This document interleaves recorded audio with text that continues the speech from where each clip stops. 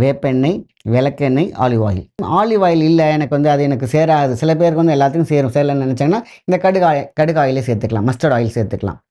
So இல்ல எனக்கு எல்லாமே சேரும்னா, நீங்க மஸ்டர்ட் ஆயிலையும் சேர்த்து நீங்க வந்து அ ஆலிவ் ஆயிலும் சேர்த்துக்கலாம். ஆக மொத்தம் 4 ஆயில் ஆயிடுது. ஸோ அப்ப 5ஆ எனக்கு தேவைப்படுது அப்படின்னு நீங்க நெனச்சீங்கன்னா, தேங்காய் எண்ணெய் சேர்த்துக்கலாம். ஸோ தேங்காய் எண்ணெயும் சேர்த்துக்கிட்டீங்கனாக்கா, அந்த லூப்ரிகன்ட் நல்லாவே இருக்கும். சில பேர் கால் எரிச்சல் இருக்குன்னு சொல்லுவாங்க. அதெல்லாம் கூல் பண்ணக்கூடியது தேங்காய் எண்ணெய். ஸோ இத கலவையில இந்த ஆயில் எடுத்து நீங்க சில பேர் வெயில்ல வைப்பாங்க. சூரிய புடம் அழகா ஒரு கிளாஸ் பாட்டில்ல வச்சு ஒரு 3 டேஸ் வெயில்ல வச்சுக்கோங்க. அப்படி வச்சீங்கன்னா விட்டமின் டியும் சேரும். ஸோ இந்த பெயின் மேனேஜ்மெண்ட்ல மூட்டு வலி எங்கெங்கெல்லாம் வந்து பார்த்தீங்கன்னாக்கா, முடக்குவாதத்துக்கு இந்த ஆயில் செம்மையா ஒர்க் பண்ணும். ஸோ எங்கெங்கெல்லாம் இருக்கோ நைட் அப்ளை பண்ணுங்க.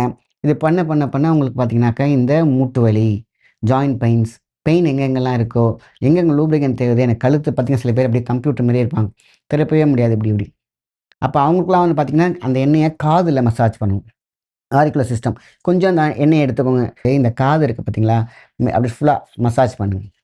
அதுக்கப்புறம் 1, 2, 3 10 அமுக்க பிறகு பார்த்தீங்கன்னா, க க கழுத்து தானா என்னமோ ரோலர் போற மாரி போகும்.